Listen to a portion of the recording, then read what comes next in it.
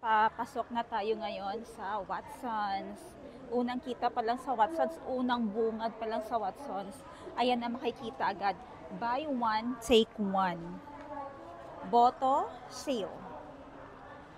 Ayan, may mga malalaking mga nakabitin na buy one, take one. Sino bang hindi matutuwa? Ito, parang sa Pilipinas, parang short sila lagi ng mga budget, no? Hindi masyado naglalagay ng mga napakadaming flyers na ganito. Buy one, take. Ito ma-attract ka eh. Sa labas pa lang ang laki na nung karatula na buy one, take one. Then pagpasok mo dito, ang dami nilang banners kahit sa lahat ng shelf, merong nakalagay na buy one, take one or B1. Sorry. Hindi pala buy one, take one. B1 means buy one, get another one for only 1 baht. Dadagdagan mo lang ng piso yung second item mo. Okay, so ngayon kukuha ako ng basket. Pag hindi tayo nag-control dito sa Watsons, malaki ang damage na naman natin dito. So kukuha lang ako ng moisturizing cream at saka retinol. Naubusan ako ng retinol.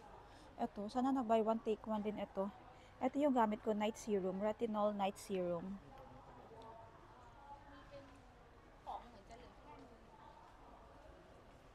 And vitamin C. Maghahanap ako ng vitamin C serum. Overnight booster serum. Ang dami-dami na kasing mga cream.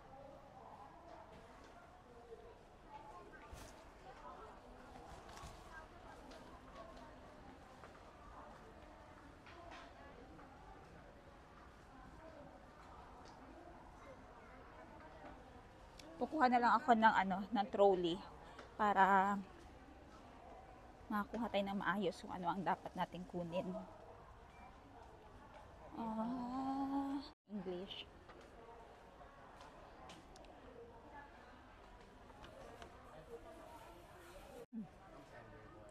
Okay. So, ito talaga yung ginagamit ko na Extra Bright C and HYA. Ayan siya. Vitamin C serum.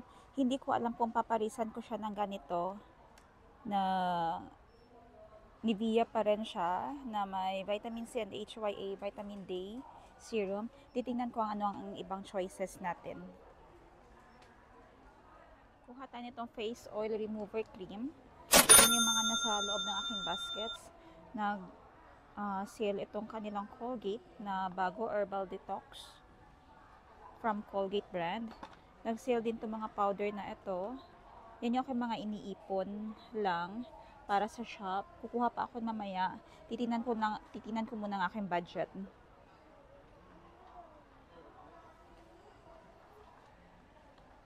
Gluta Vitamin C Brightening Serum. Hindi ko kailangan ng brightening. So, hindi ko alam anong options. Bakit nagtatagal ako sa skincare? Mahal kasi ang skincare. So, kailangan kong pag-aralan din which one yung kukunin ko na magiging hiyang ako. Kasi pag hindi tayo nagiging hiyang, wala na. Lagay na lang siya sa stante. Hindi natin siya magagamit. Or pampasalubong na lang.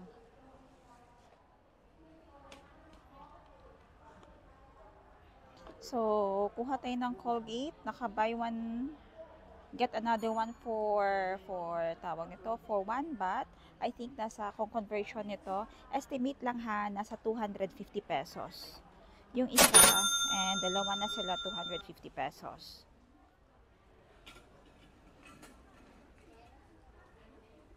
Okay, dito na part, mga cosmetics na, Revlon, ganyan.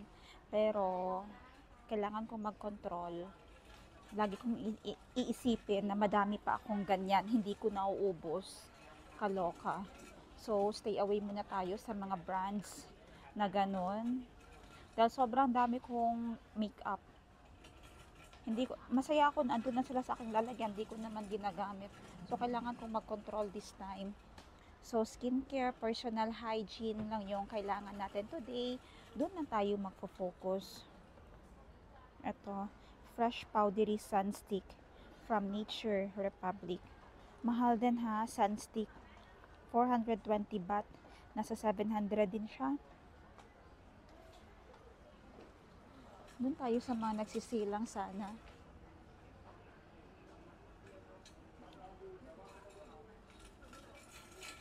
Punta ako sa punta ako sa La Roche-Posay na brand. How do you say it? La Roche-Posay. La Roche-Posay. La Roche-Posay. La Roche-Posay. Where is it?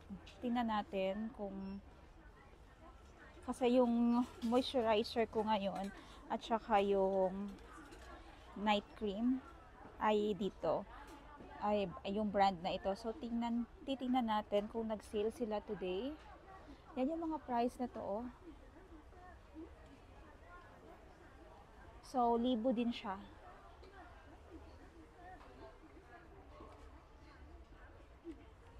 Ayan, yung ganyan nila, 1,000 din.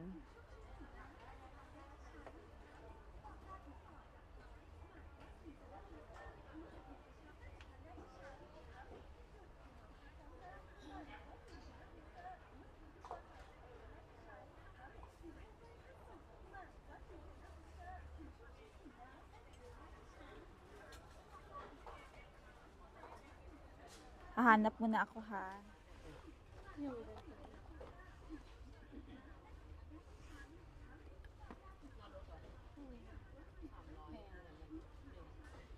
Kaya kuha tayo nitong La Roche-Posay.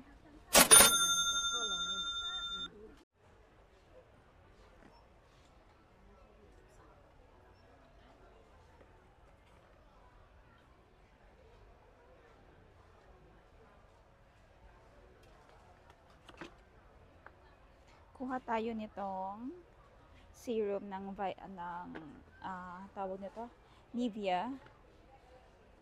Ito talaga yung ginagamit ko. Nahiyang ako dito, hindi ako naka-breakout dyan. Naubos na yung isa kong ganyan. Yung dinala ko sa Pinas, ubos siya. So, kailangan ko mag-back up today. And glad din nag-sale siya, kaya kuha na lang ako din. And for my hydrating lotion, ito yung aking napili. This is the facial moisturizing lotion ng CeraVe for morning with 30 SPF. Ito siya.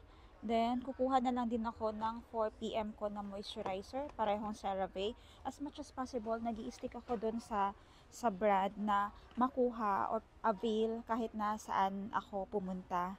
So, ito yung mga items na ubos na sa akin. Medyo mahal, pero ang tagal din naman niya bago maubos. So, konting pikit, konting pikit lang, konting tiis at malaking sakit sa bulsa. Pero matagal naman maubos, so okay lang, carry lang. Checking naman ako ngayon dito sa lotion. Ako kasi mahilig magpainit. I prefer exposing my skin and to have more activities in the sun. Okay lang sa akin as long as protected yung skin ko, meron akong protection, SPF, ganun. So, yung super bet ko ngayon gamitin is itong, nag-sale siya, oh. Ayan, 300 ml na. SPF 50 with daily protection and brightening, na hindi naman nag-effect sa akin ang brightening, pero at least with daily protection na. Or ang ito kasing isa, meron din siyang SPF 50 Super C Vitamin Serum. Ayan. So, okay din naman ito sa akin. Actually, dalawa sila. Okay, ito, since nasa loob lang naman ako halos ng bahay. But this one, may may protection na siya sa aircon, sa lamig, sa init, sa gadgets, UVA and UVB protection. This one, if you want to avail this, available ito sa shop, sa Jansan po. So, kuha din tayo niyan. Okay, so nag-sale itong Pantano Lips. Ito yung for treatment for dry and chapped lips. Meron siyang treatment for exfoliating, nourishing, and moisturizing. Kukuha na din ako nito kasi lately napapansin ko masyadong nagdadry yung lips ko after ko mag-shower. So, ano lang tayo, since nag-sale naman siya, ayan ang kanyang price, 198 baht. Nasa 350 pesos, dalawa na. Kuha lang tayo. Ang ano ko lang is matagal naman siya maubos talaga. So, okay lang. Actually, abot ito ng 6 months sa akin bago siya maubos. Ito lahat. So, kaunting ano lang, tiis at kirot. Ayan, nag-sale din ang kanilang lactacid. Kuha na lang din ako. Dalawang variety para maganda. Nag-sale siya 133, nasa 200 pesos. Hindi ko alam kung tama aking estimate. 133, o tama na, mga nasa 200 pesos siya, dalawa na. Ayan. Ano pa ba aking kukunin? I think enough na ito muna for now. Acne Whip. Ayan. Pag ano kayo sa acne, hindi ako kuha nito kasi hindi naman ako ma-acne. But siguro kung check ko kung matagal ang expiry para makapag-stock tayo ng ganito sa shop.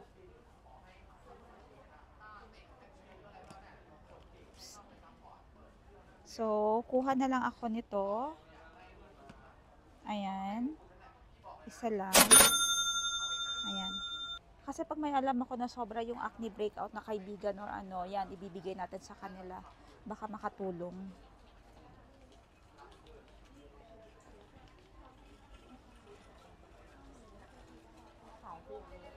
Parang bet ko itong ano, bet ko itong Extra Bright Repair and Protect. Ay, naano kasi ako sa word na extra bright. Repair and Protect Superfood. Pero maganda si Nivea din ha. Maganda din si Nivea. So, kuha lang ako nito. Ayan. Mahilig po talaga ako sa mga lotion. Ayan. Kasi kahit na ganyan ang color ng aking skin, kahit na brown po talaga ako, basta lang well protected yung aking skin, ay push tayo. Nag-sale na din ang kanyang tissue. 3 peraso for 39 baht. Or nasa 70 pesos. 3 na yan. Get na din natin.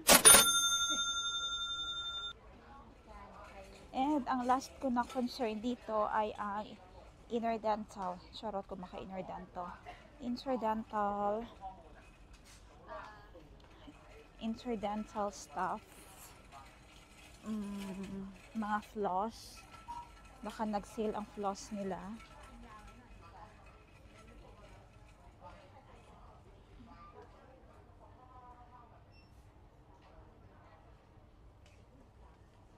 Sana yun.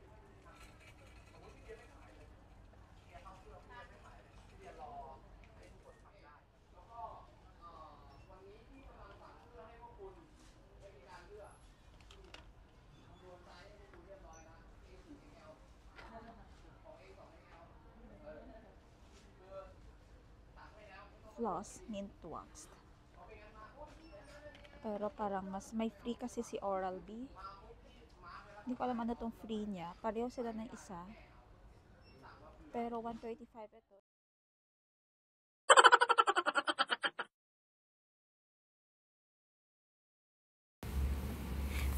Pasensya na talaga at hindi ko na-record yung sa Watsons. Hindi tuloy natapos yung video.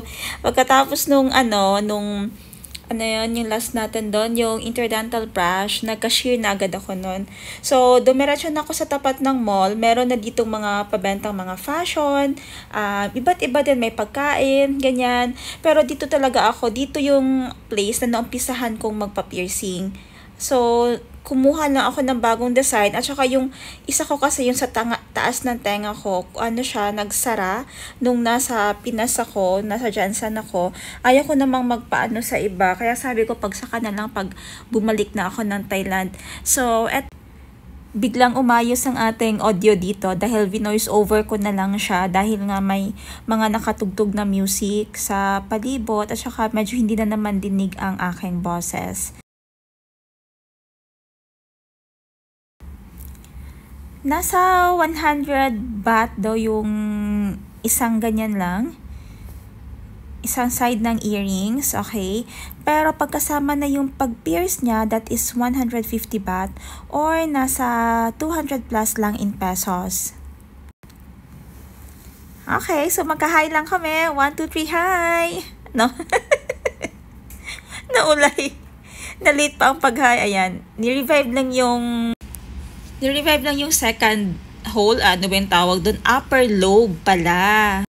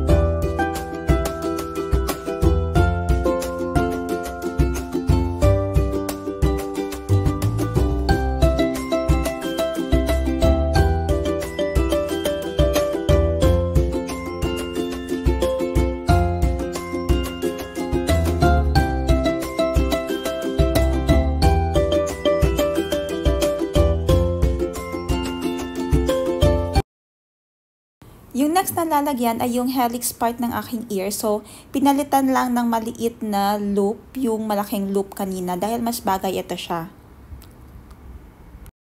Sa susunod talaga guys, maalam na kung gumamit na aking microphone at paano ino-noise cancel.